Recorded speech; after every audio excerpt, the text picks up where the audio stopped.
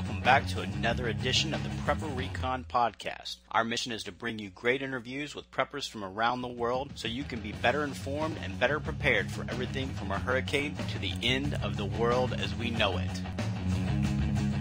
This episode is brought to you by CampingSurvival.com. Whether your plan is to bug out or bug in, CampingSurvival.com has all of your preparedness needs, including bug-out bags, long-term storage food, water filters, gas masks, and first aid kits. Check them out online today at CampingSurvival.com. Be sure to enter coupon code PrepperRecon for a 5% discount on your entire order.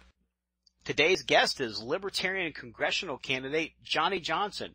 He's an Army veteran and an active member of the United States Coast Guard. Johnny, thanks for your service, and thanks for making time to come on the show. Mike, it's my pleasure. I'm glad to be here, but it is the Coast Guard Auxiliary that I serve and I support. I don't pretend to work as hard as the full-time coasties. All right. Well, we still appreciate your service. Johnny, can you tell us a little bit about your service in the military? I served with the 7th Army, 14th Armored Cavalry Division in the Folded Gap in Germany. Now, the Folded Gap was that place where was most likely during the Cold War, where we expected of course, the bad guys on the other side of the border to come across in case the balloon went up. Fortunately for us, that never happened. So I spent my time there, learned how to guard the border very well. Served in armor, was a tank driver, tank gunner, tank commander, and a platoon leader, later an NCO, training NCO for my group there in mid-Germany. Loved it. And why are you running for Congress, and what district will you be representing? I'm in District 9. That encompasses West Houston, South Houston, parts of Southwest Houston, all the way up into, I think, the 4th Ward in Houston. Currently I'll be running against an entrenched Democrat, Al Green, and everything Al Green is for, I'm against, and that leads into why I'm running. Al Green, Representative Al Green, has been there too long. He believes in more gun control. He believes in more funding for Obamacare. He believes in gay marriage, lesbian marriage. He believes in, my platform is 6 simple points that Al Green is 180 degrees off on every one of them. And you said he's been in there for a long time. Did our founding fathers intend for Congress to be a lifelong career? Glad you brought that up. Our founders found it that they preferred to have citizen legislatures in our Congress. And it simply means we take the folks that are working, they have the nose to the grindstone, like you and I do, Mark, and they're going to come into government, spend a couple of years to help us keep it organized, then they're going to go back to work. There was never any thought or consideration of what we call a career politician. The terms we hear today, freshman congressman, senior congressman, were never dreamed of then. I hope that answers your question. It did, very well. Founders never meant for that. And now, why are you running as a libertarian as opposed to a Republican or a Democrat? When I was a younger man, my family, I'm from a large family. I had 7 brothers and sisters growing up, dirt poor. My father was a Democrat, and I just naturally registered as a Democrat when I was old enough. And then when I found out what a Democrat really meant, I switched it to a Republican because that's what I really was at the time. And I'm going back 30 years. But something strange and frightening has happened over the last 30 years, Mark.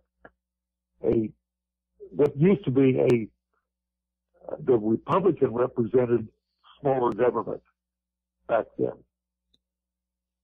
And today, when we look around, the only one I see that truly represents smaller government, because that's what this country was founded on, a small government, so we would have a small price tag. My gosh, can you imagine any 30 years ago, 40 years ago, us sending the guy in the White House on a vacation for $100 million? He'd be laughed out of office. But today we see it as routine. Yeah, that's crazy. That's crazy amounts of money that the Obamas have spent on vacations since they've been in there. You said when you were in the Army that you learned how to guard a border.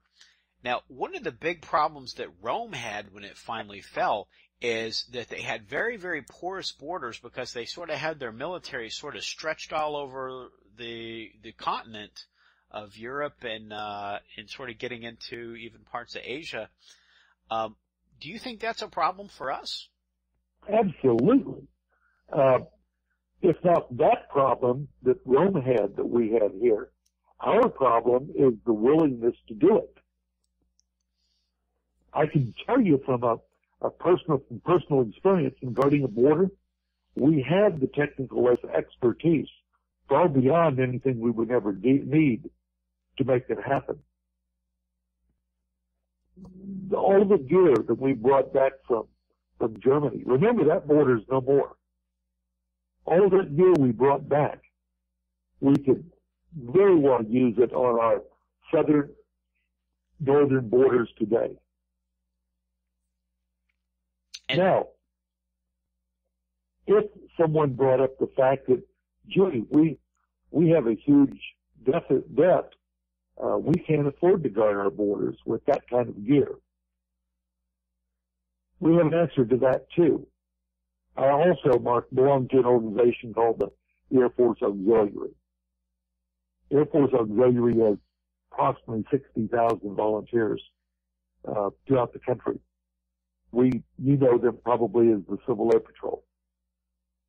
Very patriotic group of men and women who would be more than happy to come down on their own nickel and use some of the assets that are already bought and paid for to help guard that border in whatever terms we needed them to show up, including yours truly. And maybe another threat to U.S. sovereignty. Do you think the UN poses a threat to America? The United Nations I find it very interesting. The United Nations was what used to be called NATO morphed into the United Nations, or the League of Nations. And today, we kind of have it upside down. Whereas, just like the states are, when we founded this country, we founded it from very strong people that came from all over the globe that wanted to be free. They settled this country and they wanted to be free. They wanted to worship whom they chose to worship. They wanted to grow the crops they wanted to grow. And the program was this: we're going to have the people have a representative. Representative is going to go to their state where they reside, and that state, the states are going to get together. And we started with 13 of them. We're going to get together and we're going to form a government that was 10 miles square, that we later called Washington, D.C., where the people controlled the states and the states controlled this government. Something's happened over the last 200 years. It's scary, downright frightening, where this government, Washington, D.C., has flipped, and it now thinks it controls the people. I say that only because now we did the same thing with the League of Nations that turned into NATO, that turned into now the United Nations. And the United Nations has this thought, in my opinion, that they want to control the globe, that they're the boss, that they want to be our rulers. And the longer we stay asleep, the longer that is going to happen. And as a matter of fact, there was a document written in 1961. It was labeled the State Department document, and you can Google it, 7277, where it actually depicts the freedom from war document that will disarm the United States and all other countries and turn our assets over to the United Nations in 3 stages. And in the final stage, we won't have any Second Amendment left in this country. We really won't have a Constitution or a Bill of Rights left if we don't wake up and watch what's happening right under our noses, but many of us are too asleep to see what's going on. And we'll have a link in the show notes today to archive.org, which has a nice big copy of State Department 7277. So the Prepper Recon listeners can go and read that themselves and see what it says.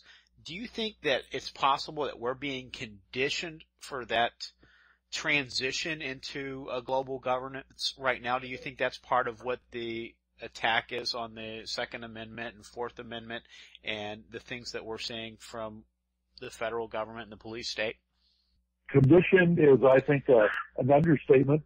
It's coming at us from all directions. When I was in the armed forces, I was fortunate enough to be in the intelligence division, armored intelligence.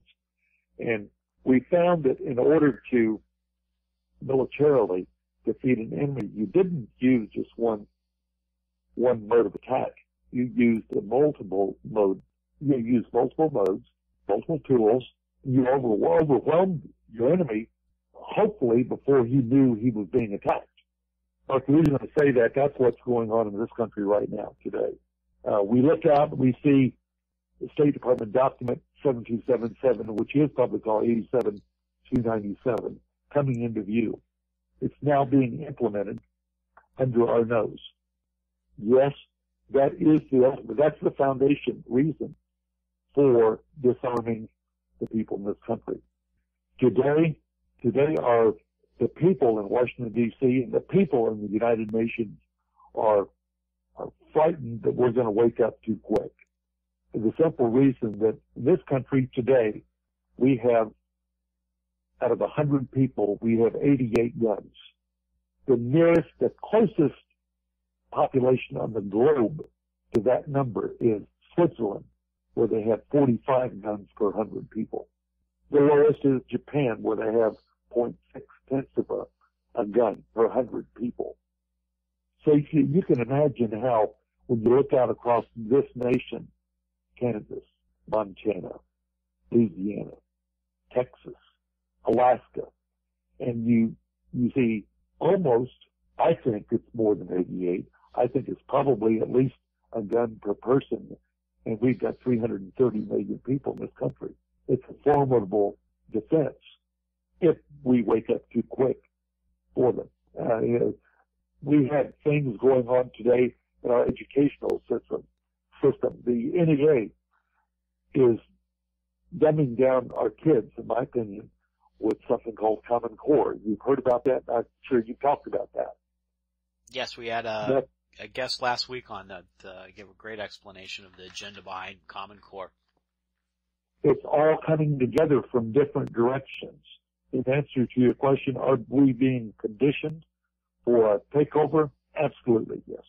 And do you think that our nation is still under rule of law, or are certain people exempt? We saw NSA Director James Clapper. He lied under oath about the PRISM program. Isn't that perjury, and shouldn't he go to jail for that? That is perjury, and that it's criminal offense. It's a felony to lie under oath. We have somebody that calls himself the president of this country that was on TV during the what would you call it? Programming us for Obamacare, the latest now they want to call it the Affordable Health Care Act. There's a movement afoot to take that Obamacare connotation out because it's now considered racist. But he told us how many times? 60 times on TV that if you like your doctor, you can keep your doctor, period. If you like your program, if you like your healthcare program, you can keep your healthcare program, period. And then now we find out that was all a bald-faced lie. And then on top of that, when questioned, the character that calls himself president wants to tell us he apologizes for us misunderstanding him. Where are we? Are we in a brave new world, Mark? I think we are. And I'm actually reading that book right now. It's very, very interesting. I just got started on it, but, Brave New World is, and it was written decades ago, but, it's very accurate to the types of things we're seeing right now. And you're right. The president completely lied about all of that. And it came out that they knew that you weren't going to be able to keep your health care and you weren't going to be able to keep your doctor. And, yet they said they were. And they had no problem calling it Obamacare until we started having the issues with the rollout. And only after the multiple failures with the website and it becoming so obvious that your premiums were going to double or triple or you were going to be dropped from coverage, only then did they not want to call it Obamacare anymore. Now, let's talk about money in the United States. Does the $17 trillion U.S. debt have a potential to cause chaos in America? in prior to 1913 in this country, and again, part of my platform is returning to the Constitution, and I believe that we have to do that if we're going to preserve this nation, Mark. Prior to 1913, we coined money in this country. And that meant we had gold and silver that we coined. We used that. That was our barter that we used. Then something happened in 1913. We created the Federal Reserve. Now that was interesting. That's where we chose, not we, but our representatives had the opportunity to choose to hire a third party, a corporation called the Federal, we're going to name it the Federal Reserve, and when we need money, we're going to ask that Federal Reserve Corporation, independent corporation, to put a notation in a notebook. They're going to print money for us. They're going to loan it to us and charge us interest on this money that we have given our Congress the authority, the ability, the demand to print on our own, to coin our money. Yet somehow we moved into a situation where we can have a national debt. We can now be indebted, where before then we couldn't, by the very nature of the intrinsic money that we had to use. Now we have a debt in excess of $17 trillion, a debt that most experts agree that we can never pay back. How does that happen? And are we genuinely on the road to destruction that nobody's told us yet? Yeah, and I have a $5 gold eagle from 1915, which my grandmother, she was born just before they started the Fed in 1913, and she's 100 years old and she's still alive. So this money is, actually been around since since after she was born. So it's really not that old. People think about it and think that that's a long time ago, but it's not. It's one person's lifetime. Now, in 1915, when this coin was made, that, quarter ounce of gold, $5, was about 3 or 4 days wages for a general laborer. A $5 bill now, especially if you're talking about the place up in Washington State that just raised their minimum wage to $15 an hour, is only 20 minutes worth of labor for a general laborer. The quarter ounce gold coin, the gold value in that's about $300, so that would still be about 3 or 4 days labor for a general laborer.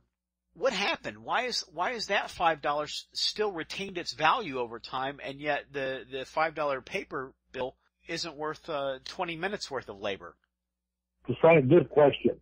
And why we had our representative, or allowed our representatives, I should say, to bring a third party into our money system where they don't, if we go back and start reading our Constitution, Mark, they don't have the authority to do that. Why to do it? Because we have some very greedy people in dark places that have done this while we've been asleep.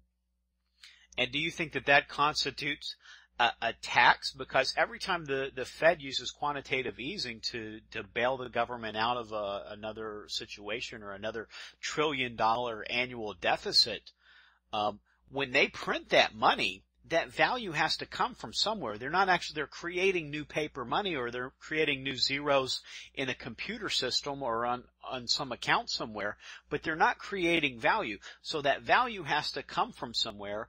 And so if you've got $10 trillion existing in the bank accounts and wallets and maybe under some mattresses of the American citizens, and you print another trillion, you subtract 10% of the value of the value that your citizenry has. So didn't you just initiate a 10% tax by creating that new money?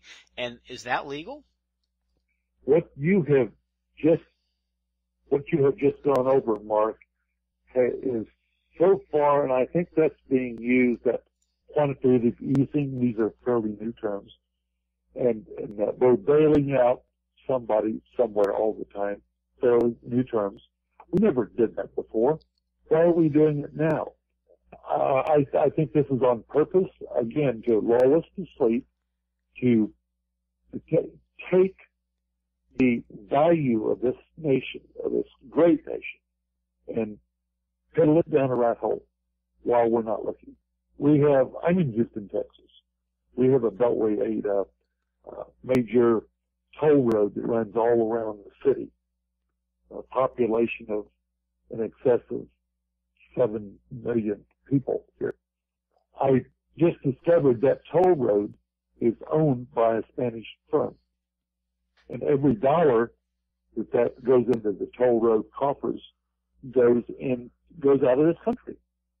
I'm told that now, up to 60% of property that we have in this country in the western part of the United States is now under lien with foreign banks. So how are we able to pay that back? I don't know. Do you? I don't know. It's going to be a tough road to hoe, isn't it? It's going to be a tough road to hoe, and I think there's a movement afoot to collateralize everything in this country, including your labor, my labor, and the people in this country. But we don't know yet, behind closed doors, if you and I haven't been collateralized.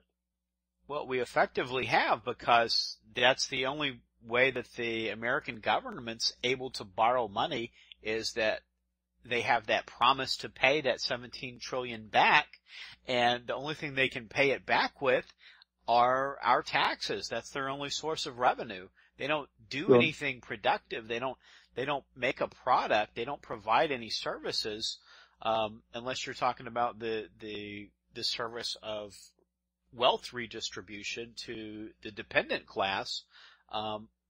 They don't really provide any service to anybody that has any value.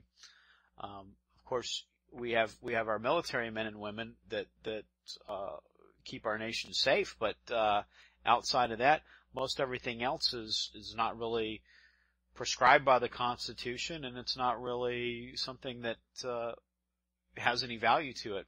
But now the dependent class, they're really raking it in. Under Obama, disability is now, total disability recipients is now 11 million. And despite the fact that we just got some really good job numbers last week, it dropped to 6.7% for the unemployment number. But that's all because we've lost so many people that have just completely given up, that they're not counted as unemployment anymore. Our unemployment, our labor participation rate is now 62%. We haven't seen a labor participation rate that low since the 70s, when you would typically have only one person in the home working, and the mother stayed at home and she did the June Cleaver thing, and, she had dinner ready when Ward walked in the door, and, milk and cookies for the beaver and Wally.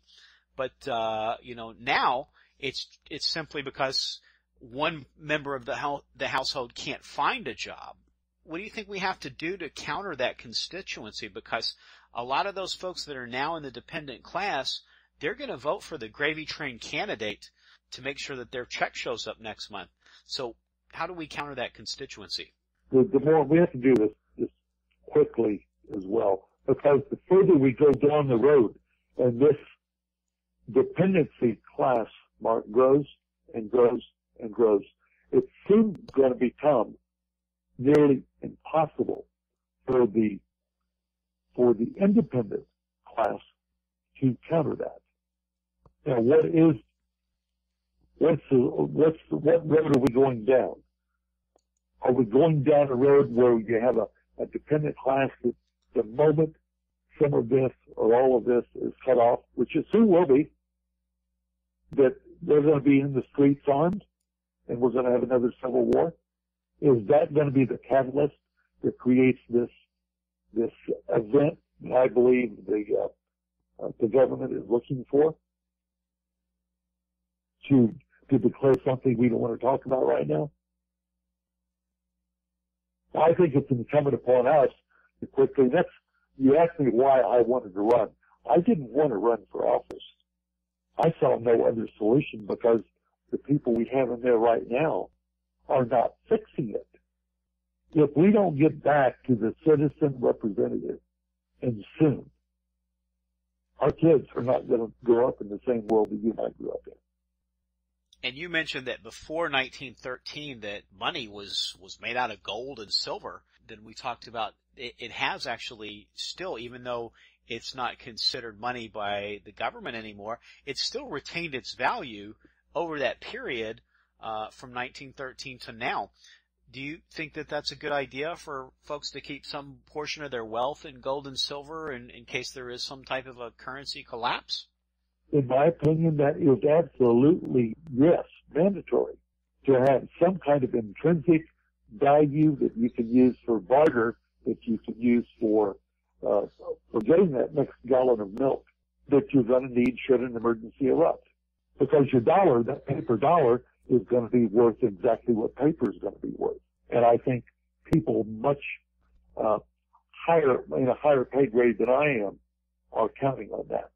And Thomas Jefferson said, if a nation expects to be ignorant and free in a state of civilization, it expects what never was and never will be.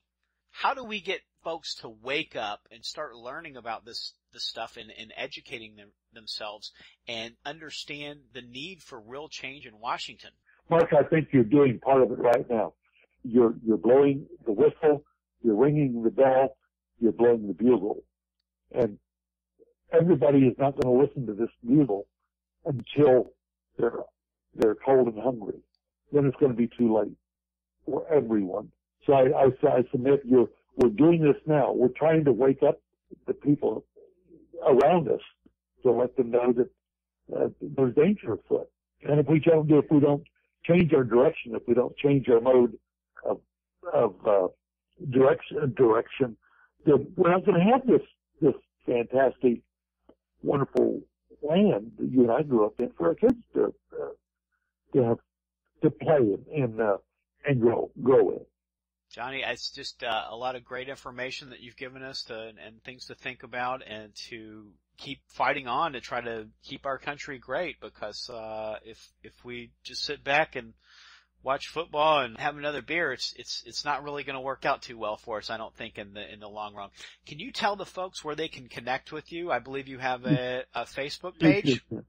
I sure do. And in fact, I have another one being constructed as we speak, Mark. They can find me on Facebook Houston999. That's Facebook.com/Houston999. And there's soon going to be more information up there. Thanks so much. Thank you. Hey Preppers and Patriots, my new book, American Exit Strategy, Book 1 of the Economic Collapse Chronicles, is now available in audiobook format through Amazon, iTunes, and Audible. Of course, you can still purchase the Kindle edition or paperback edition through Amazon as well. God-fearing patriots and those who believe in the Constitution will find this near-future dystopian novel to be right up their alley. Those who are looking to be more informed about the potential threat to America's financial stability will learn what to watch for and how to prepare themselves for an economic collapse. In Book 1, America is on the cusp of financial annihilation. Matt and Karen Baer face the challenges of Main Street during a full-scale financial meltdown. Government borrowing and monetary creation have reached their limits. When funds are no longer available for government programs, widespread civil unrest erupts across the country. Matt and Karen are forced to move to a more remote location, and their level of preparedness is revealed as being much less adequate than they believed prior to the crisis. Meanwhile, Paul Randall, a third-party presidential candidate, arises to push back against the welfare and warfare spending that have bankrupted our country. Paul Randall proposes a plan to mitigate the coming hyperinflationary collapse, which is a mathematical certainty. His plan is known as the American Exit Strategy. American Exit Strategy uses survival fiction to take an in-depth look at the real-life politics and economics behind the issues that are likely to trigger a currency collapse or financial meltdown in the near future. American Exit Strategy is a work of fiction until it becomes history. Get your copy today at AmericanExitStrategy.com or through Amazon. God bless and happy prepping.